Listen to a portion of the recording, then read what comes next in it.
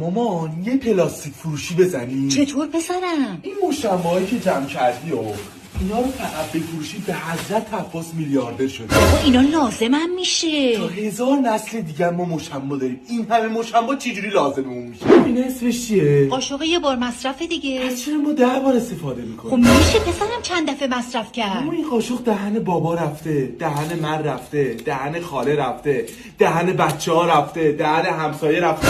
بابا بریز دور دیگه جون مادره. بابا میشوریم استفاده میکنیم دیگه. بچه ها امروز خدمت سلطان پلاستیک هستیم، مادر ایرانی. حالا چطوره؟ مرسی پسرم. یه ذره از تجربیاتی بگو که کلی پلاستیک جمع کردی. مامان جون اینا لازمم میشه. نور خوشی اینقدر جمع نمی‌کنی که تو جمع می‌کنی. پشمام ریخته مگه می‌تونی اینقدر پلاستیک جمع کنی؟ این جای قرص رو من میدی لحظه. دست درد نکنه.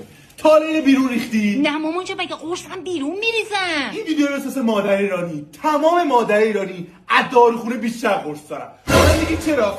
چون تمام این قرص تاریخ مصرفش گذشته. مادر ایرانی بیرون نمیریزه. فقط یه مادر ایرانی میتونه اینطوری باشه. قطع کنین.